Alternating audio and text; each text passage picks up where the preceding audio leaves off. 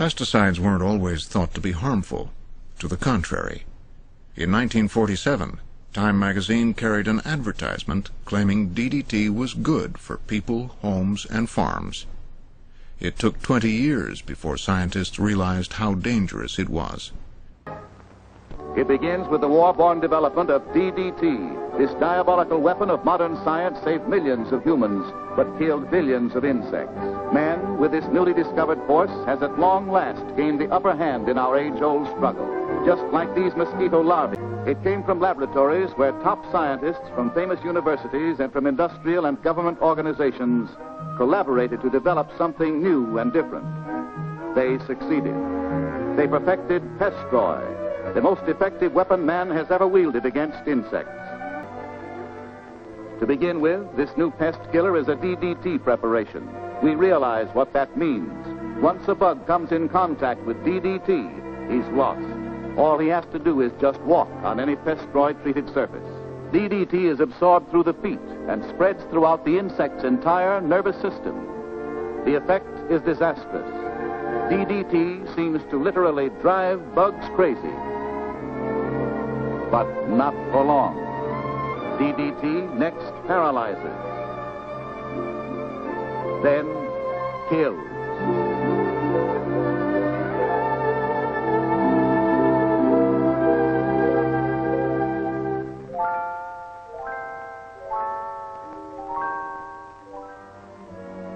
In both its forms, powder and liquid, Pestroy means doomsday to us insects. For this new insect destroyer contains a lot of DDT, not just a little. Its DDT content is even higher than government specifications. But the really sure kill feature of this insect killer isn't simply that it contains DDT, it's the way that it makes sure that bugs get the DDT that's in it. The same deadly effectiveness of the liquid form is found in the Pestroy powder.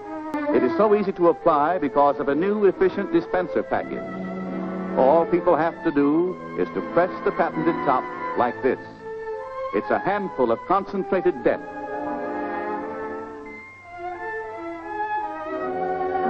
This powder is truly activated. It contains stabilized pyrethrum, an ingredient which literally stampedes insects from their hiding places to bring them into contact with DDT, indoors or outdoors. Stirs them up, drives them out of cracks and crevices.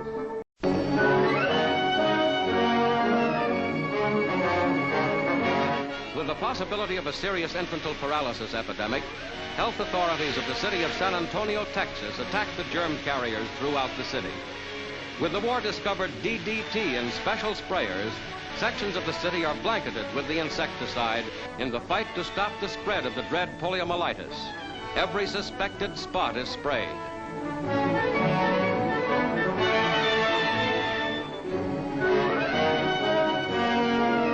Even the streams are disinfected, and in the parks and public places, children are forbidden to gather.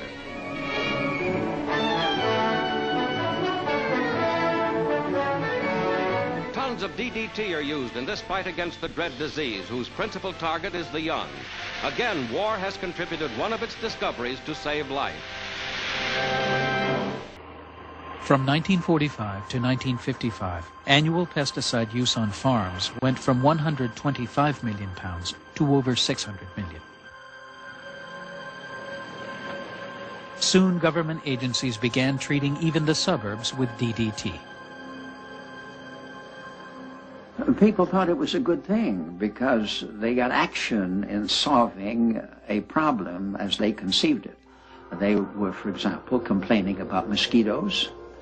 And if the spray truck came down the street, they were told to just stay indoors for a few minutes and everything would be all right. So you had the government endorsing a product and you had the chemical industry pushing it very aggressively. There was a development program going on within the corporate system saying, well, if a little bit is good, but a lot more is much better, isn't it? Public health departments staged demonstrations to convince the public of DDT's effectiveness and safety. Enthusiasm for the chemical knew no bounds, and few were questioning the wisdom of such use. Public places and private backyards were being treated whether people liked it or not. In 1957, planes sprayed a Massachusetts bird sanctuary owned by Olga Huckins, a friend of Carson's. In fury and desperation, Huckins told her what had happened. The birds showed all the symptoms typical of DDT poisoning. Huckins knew that the planes would be back in spite of her protests. She asked Carson for help. Carson later remembered how the thought of a spring silent of birdsong had moved her to action. It was your personal letter to me that started it all. In it, you told what had happened and begged me to find someone in Washington who could help. It was in the course of finding that someone that I realized I must write the book. We have to remember that children born today are exposed to these chemicals from birth, perhaps even before birth. Now, what is going to happen to them in adult life as a result of that exposure? We simply don't know. This is one of the nation's best sellers, first printed on September 27, 1962. In her groundbreaking book, Silent Spring, Rachel Carson jolted a prosperous post-war America, a country confident that science and technology were leading the way to a future in which disease and hunger could be overcome. In no small part thanks to a new generation of powerful pesticides. But in Silent Spring, Carson warned that progress had a price. These sprays, dust, and aerosols are now applied almost universally to farms, gardens, forests, and homes.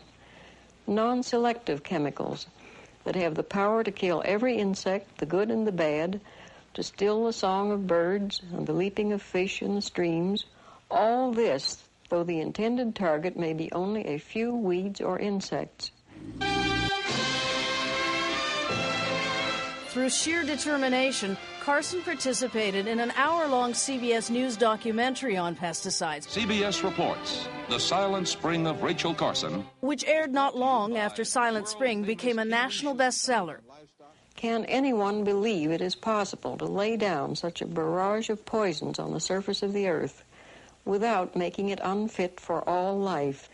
While Carson didn't contend that chemical insecticides must never be used, she faced harsh opposition. A spokesman for the chemical industry, Dr. Robert White Stevens.